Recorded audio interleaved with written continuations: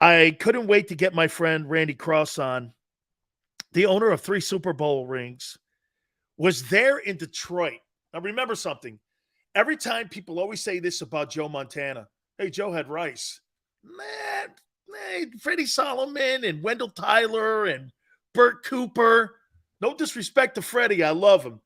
Mr. DeBartolo, one of his favorite people on the planet, is Freddie Solomon. God rest his soul, man. I love Freddie too. He lived in Tampa when I was on the air. I got a chance to know him.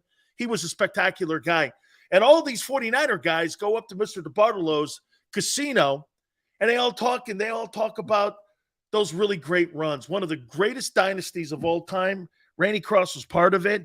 He's also part of CBS. He joins us now here on the National Football Show. Randy, what was your favorite adventure? What Super Bowl? The Miami one? I think you played in New Orleans. No, I had Detroit, Stanford, and That's Miami. It. Which one was your favorite journey? Journey, probably the first one. We were kind of the happy dummies. We didn't know what we were doing. We didn't at that time appreciate how special that was. I mean, it was a pretty incredible to go 16-3. 2 years removed from back-to-back 2-14 years. We just didn't know what we didn't know. We were supposed to be nervous when we played the Cowboys, but we were just pissed off. We were supposed to be nervous playing in the Super Bowl, but hell, it was in Detroit. So it wasn't like it was a real Super Bowl. It wasn't like we were sitting there, in Miami or New Orleans and there are all these distractions everywhere.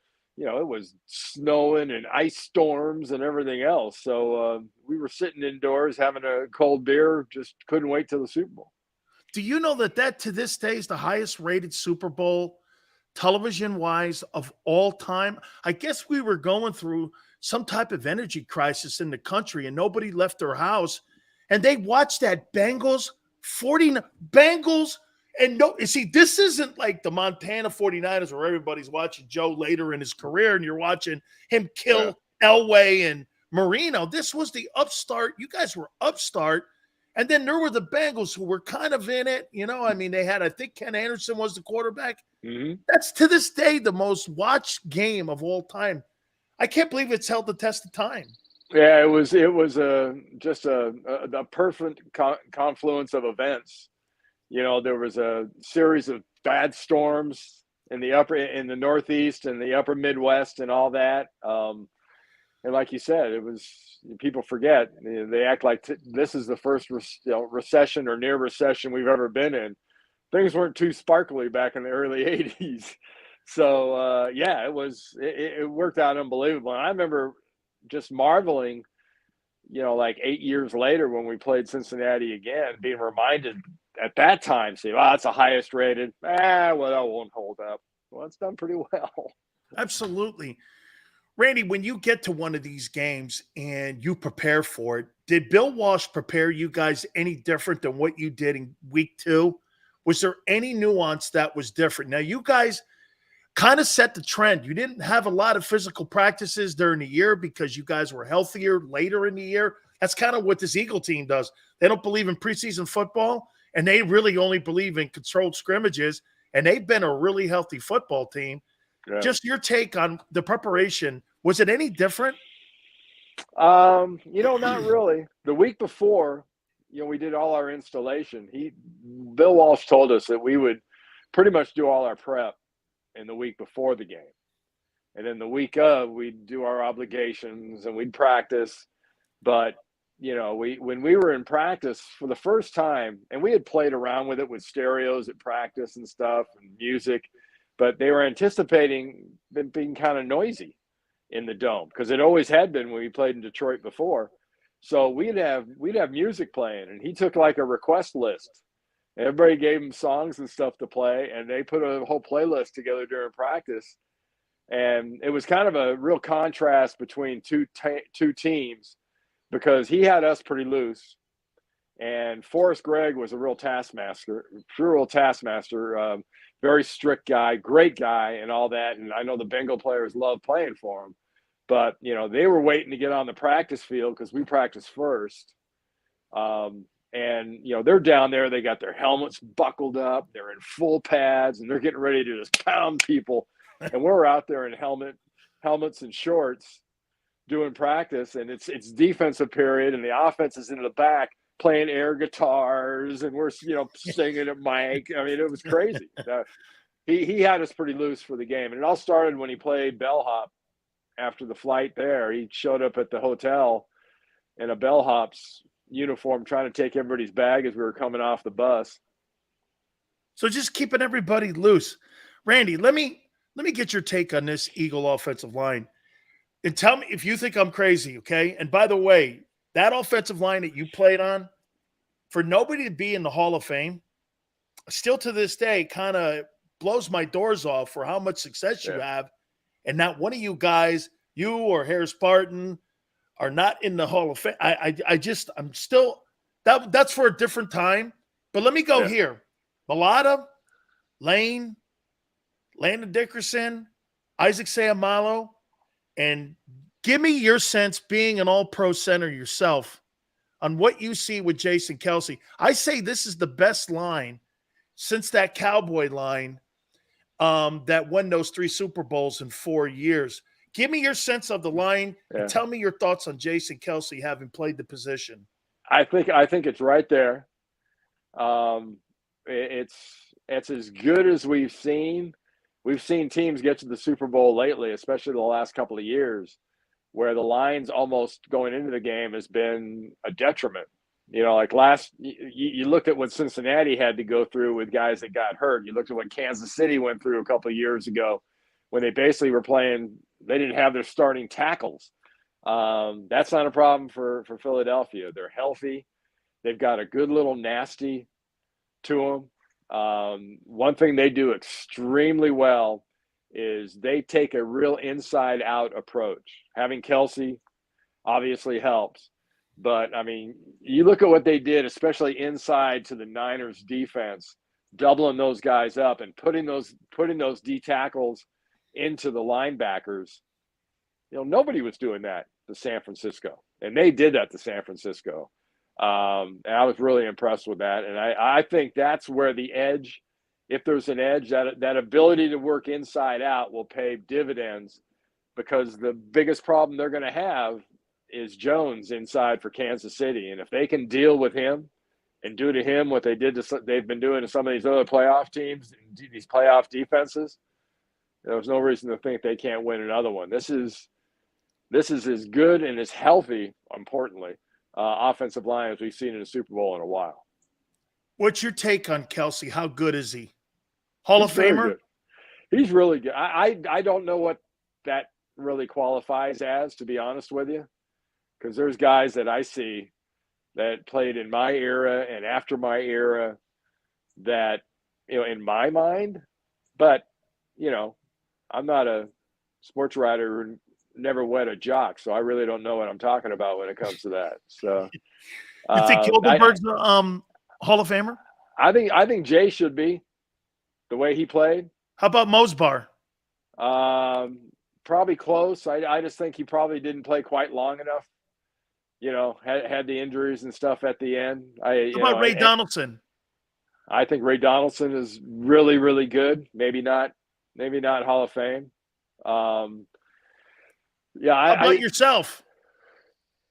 I was a better guard than I was a center. Get the no brag, just fact. I had a lot of fun playing guard. But center, it's you see guys that come along, especially at that position, and they flash. And all the guys you mentioned flash. Chelsea flashes. I remember watching when I was about the middle of my career when Stevenson came along and turning on tape and going, holy crud, who is that? Somebody said, oh, that's that guy from Alabama. I'm going, oh, man. And, it happened. Webster was the same way. Yeah. So, it's the tape doesn't lie. The tape tells you what guys can and can't do. What I think when I see Kelce and I see that line in Philly, the way they get out in sweeps, the center getting out in sweeps, and, the scoop and slipping that he does, Randy. I mean, he does such a great job. And like you said, I thought Armstead was going to play tougher inside. They blew his doorknobs off inside. Yeah. I thought as the Niners got tired in the second half, I mean, in Philadelphia, they'll tell you they killed the Niners. And I go, well, outside of the 30-yard gift, they held them to 239 yards in total offense. Total offense, yeah. I mean, the Eagles really didn't put up a lot of yards. However, I thought the Eagles did a nice job, especially in the second half. They wore him out with Sayamalo and Kelsey in the middle, and that was the difference in the game. Do you see that playing out here on Sunday? Yeah, I could. I think if you get to see Kelsey, you get to see the guards getting out. The one thing you talk about, people always stress of the athleticism of the linemen involved inside that can do things like that. And it's something that's great to be born with that gift. It's all predicated on the ability to flatten that D line, though. If you can't flatten that D line, they get no penetration. That inside guy can't get out. So it talks to the job that the guard does or the onside tackle, flattening that defensive tackle, which enables that inside guy to get out and make that route and get on that linebacker. I think that's going to be a problem for Kansas City, the Kansas City defense. But I also think that, Pacheco and the way that Kansas City can run the ball is also going to be a problem for the Philadelphia defense. As long as Mahomes can stay healthy, it's going to be like deja vu all over again from the NFC Championship game. If their quarterback for Kansas City stays in the game, this is going to go to the bloody end. If Mahomes, they get his ankle, they get to him, they rough him up. Yeah. I mean, if Haason Reddick can get to him a few times, Dan, you're a defensive guy. How impressive was what Reddick and the outside defenders Wrecked did, the game. Not taking the cheese. Everybody looks at that eye candy and takes the cheese and goes. They stopped. They looked. They stayed disciplined. That was the most impressive thing. And if they can do that against Andy Reid's offense and what the enemy wants to do, they deserve the rings. You know what's funny that you say that? Because when you guys were running those misdirection blocking schemes in the middle in there, I mean, most of the time when you see the guard go away, you automatically look inside. But they're running counter trays on you here. And so you guys always had a lot of misdirection, false reads for D linemen. And it was hard. McKittrick, I think, was one of the best offensive linemen, even though he was a cheater. But that's for another day. I still got a bad knee over here on the left side. I don't know who did it, but there was some dude in the middle there who kicked me. I don't remember. I don't know. Either it was you or Jesse. I don't know. But anyway, I mean, I see a – It was all, by the way, it didn't feel very good, but until they outlawed it, it was all legal. That's one thing Bob was really good. How come was really Kyle good kept at describing the gray areas. Gray areas, great. Hey, how come you think one of the miss or outcoach moments there was Kyle Shanahan putting a tight end on Reddick? There's no doubt about that. You can't. I mean, he's an outside linebacker, but only because his position says it. He's a stud defensive end. That's what he is. And if you try to block him with a tight end, you need help. I mean, and I don't mean a fullback extra help. I mean, you're stupid. You need some serious help. Okay, final question for you. 49ers going to have Purdy. Joe wants Garoppolo back. Do you want Garoppolo back? Depends on how adventurous you want to get. I can see. Well, exactly wait a minute, Randy. Watch this. Purdy's making $937,000. Trey's on a rookie deal, and Jimmy is making $7 million. Together, they don't add up to $20 million. They don't add up to a whole quarterback. Right. Yeah. No. I think Joe's rationale from a football team standpoint is 100% right. I think Jimmy from a health standpoint, from a football standpoint, because to be honest, coming back from that Tommy John, it's going to be Jimmy G, Trey, and Brock the better part of the next 12 months in that order until the kid can get healthy. Now, if the kid gets healthy and can still throw the ball, maybe he comes back like all these pitchers do. When they have Tommy John, their arm's stronger. But, that's the reality. I think Joe's 100% right on that. I know the fans don't like it. Well, I think one play, Trey. You know what? Between you and me here, I don't see it. Yeah. I don't see it. The best way to go is Jimmy G. Jimmy G and Brock. Yeah. Those two dudes. You got the current and you got the heir apparent, right?